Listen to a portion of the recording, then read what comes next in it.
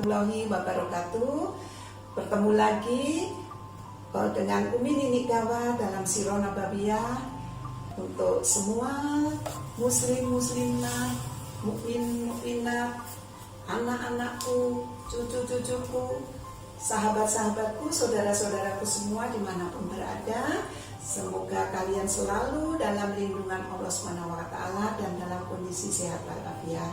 Dalam pandemi ini, apabila keluar rumah, tolong ikuti protokol kesehatan oleh pemerintah ya.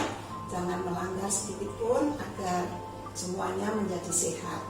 Untuk bacaan bab 28, jangan lupa like, subscribe, komen, dan bagikan. Terima kasih.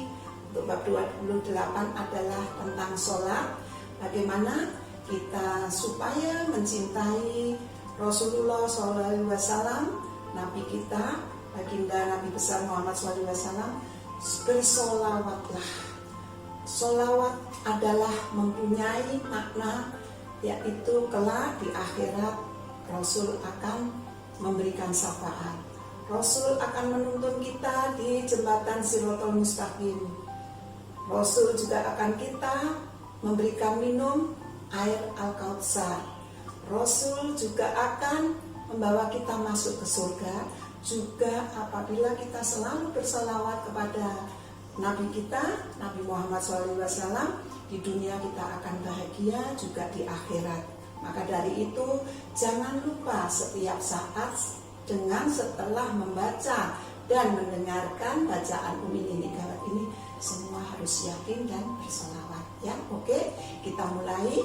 Allahumma sholli ala sayyidina Muhammad wa ala ali sayyidina Muhammad. Sholat adalah satu di antara ibadah yang diajarkan Allah SWT kepada Rasulullah SAW. Ketika itu Rasulullah SAW bersama Bunda Khadijah menjalankan ibadah sholat. Datanglah Ali bin Abu Thalib ke rumahnya melihat Rasulullah dan Bunda Khadijah sedang menjalankan ibadah sholat. Ali bin Abu Thalib itu masih anak-anak, masih kecil sekali, masih belum dewasa lah, masih anak.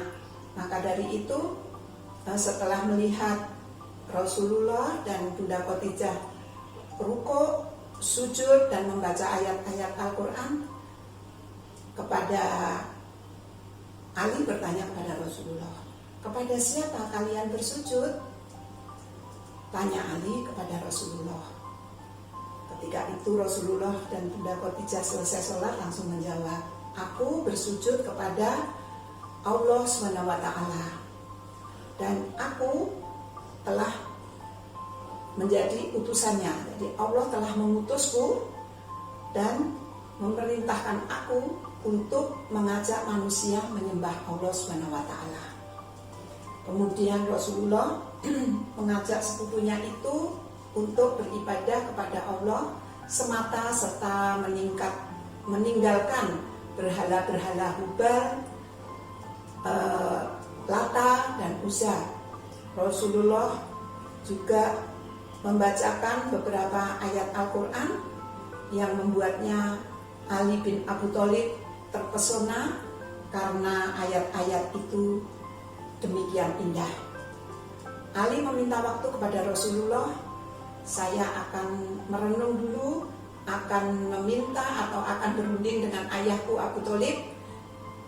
Insya Allah besok aku kesini akan memberikan kabar. Semalam Ali bin Abu Thalib gelisah, tidak bisa tidur.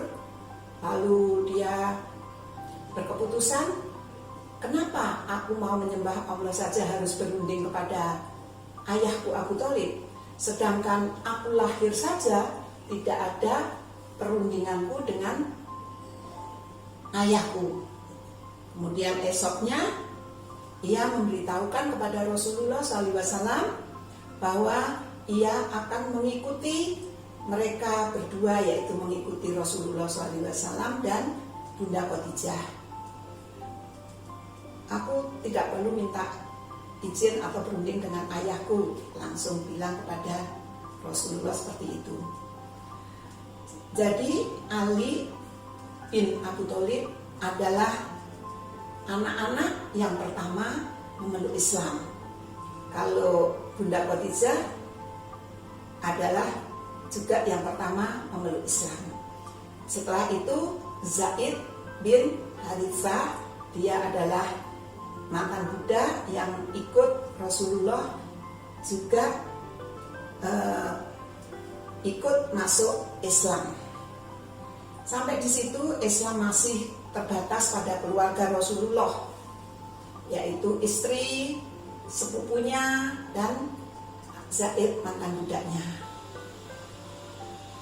Bagaimana aku harus menyebarkan agama Allah ini? Pikir Rasulullah seperti itu juga bilang kepada Bunda Khadijah, bagaimana aku menyebarkannya Islam ini lebih luas ya. Beliau tahu betul betapa kerasnya dan betapa kuatnya orang-orang Quraisy menyembah berhala itu. Jadi sulit untuk diajak ke jalan yang benar karena dia berpegang teguh bahwa keyakinan nenek moyangnya itu adalah yang benar. Walau demikian, Islam harus disebarkan. Betapa beratnya, betapa sulitnya, betapa kerasnya perlawanan harus disebarkan. Begitulah sabda Rasulullah SAW kepada Bunda Khadijah dan dalam hatinya sendiri. Akhirnya Abu Bakar bin Abu Quhafa dari kabilah Bani Taim adalah teman akrab sahabatnya Rasulullah sejak sebelum Rasulullah diangkat menjadi Rasul. Jadi baginda Muhammad belum diangkat menjadi Rasul, Abu Bakar itu adalah sahabat baginda Muhammad. Baginda Muhammad sangat senang dengan Abu Bakar karena kejujurannya dan bisa dipercaya, juga karena bersih hatinya. Setelah bertemu Abu Bakar dengan Rasulullah SAW, Abu Bakar bertanya, kenapa kamu lama sekali tidak datang ke majelis kaummu? Dan desas-desus suara pada bilang bahwa kamu berkata tidak baik kepada nenek moyangmu, juga menjelek-jelekan kepada nenek moyangmu, kata Abu Bakar kepada baginda Rasulullah. Akhirnya Abu Bakar langsung bertanya kepada Rasulullah, wahai Abu Qasim, kenapa kamu sekarang sudah tidak datang ke masjid kaummu? Itu seperti itu ya. Langsung Rasulullah menjawab, Abu Qasim itu salah satu panggilan daripada Rasulullah. Langsung Rasulullah menjawab, sesungguhnya aku adalah utusan Allah. Sabda Rasulullah SAW, Allah mengutusku untuk menyampaikan risalahnya. Sekarang aku mengajak kamu, Abu Bakar, untuk masuk Islam, untuk ikut aku, seperti itu. Dan aku mengajakmu agar kamu menyembah Allah Subhanahu wa Ta'ala semata dengan keyakinan yang benar demi Allah. Sesungguhnya apa yang disampaikan ini adalah kebenaran. Wahai Abu Bakar, aku mengajakmu. Jadi sembahlah kepada Allah yang Maha Esa, yang tidak ada sekutu baginya, dan janganlah menyembah kepada selain Allah, dan untuk selamanya kamu taat kepadanya. Rasulullah begitu, Abu Bakar, Rasulullah langsung juga membacakan ayat-ayat Allah, ayat Al-Quran. Selesai Rasulullah berbicara pada Abu Bakar, dan langsung Abu Bakar memeluk Islam. Begitu bahagianya Rasulullah, Abu Bakar memeluk Islam. Tiada dua gunung di Mekah ini kebahagiaanku karena sahabatku memeluk Islam. dan mengakui aku adalah utusan Allah. Jadi kebahagiaan Rasul sangat-sangat besar sekali. Abu Bakar segera mengumumkan keislamannya itu kepada teman-temannya satu kaum majelisnya tadi. Beliau juga mengajak mereka mengikuti ajaran Rasulullah SAW.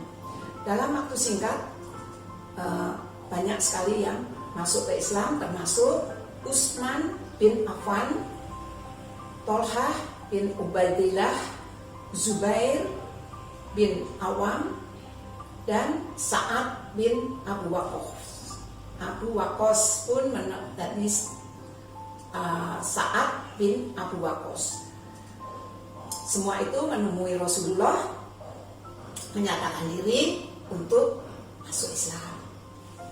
Namun ini ada cerita ke Utsman bin Affan untuk masuk Islam, yaitu menuturkan sendiri tentang keislamannya. Aku datang kepada bibiku yang bernama Urwah binti Abdul Muthalib untuk menjenguknya karena bibiku Urwah binti Abdul Muthalib sedang sakit. Tidak lama kemudian Rasulullah juga menyusul ke rumah Urwah binti Abdul Muthalib. Dengan begitu Affan memperhatikan Rasulullah itu dengan terkagum-kagum itu. Affan berpikir tampak begitu jelas kebesaran beliau, pun menghampiri aku dan berkata. Akhirnya Rasulullah dipandangi terus oleh Utsman juga bertanya kepada Utsman, "Wahai Utsman, mengapa kau memperhatikan aku begitu rupa?" Utsman menjawab, "Aku merasa kagum terhadap engkau dan terhadap kedudukanmu, engkau di antara kami. Aku juga kagum dengan apa yang dibicarakan orang-orang mengenai dirimu." Utsman melanjutkan, kemudian Rasulullah SAW mengucapkan kalimat La ilaha illallah. Demi Allah, mendengar kalimat itu aku langsung bergetar. Kemudian Rasulullah membaca ayat Al-Quran, yaitu surat 51, surat Az-Zariyat ayat 22 dan 23. A'udzu billahi minasyaitonir rajim. Bismillahirrahmanirrahim. Wa fis samaa'i rizqukum wa ma tu'adun. Wa rabbis samaa'i wal ardi innahu lahaqqum mithla ma annakum tanzikun. Dan di langit terdapat sebab-sebab rezekimu dan apa yang dijanjikan kepadamu. Maka demi Tuhan langit dan bumi, sungguh apa yang dijanjikan itu pasti terjadi seperti apa yang kamu ucapkan. Maha benar Allah dengan segala firman-Nya. Kemudian Rasulullah SAW berdiri dan pergi keluar. Utsman pun mengikuti beliau dari belakang. Kemudian aku menghadap beliau dan aku masuk Islam. Itu kisah Utsman untuk masuk Islam. Pengorbanan Bunda Khadijah yang berasal dari kalangan bangsawan Mekah yang kaya raya, sadar betul bahwa suaminya kelak akan dibenci oleh orang-orang kafir. Beliau berjuang di sisi suaminya, memilih Islam dan menjadi pengikut pertama. Bunda Khadijah menukar segala harta miliknya dengan kejayaan Islam yang tidak pernah beliau nikmati. Untuk pertemuan hari ini, bab yang ke-28 sampai di sini dulu. Apabila ada tutur kata yang kurang berkenan dan Umi Nini Kawat banyak salah-salah, Mohon dimaafkan. Billahi taufiq wal hidayah. Wassalamualaikum warahmatullahi wabarakatuh.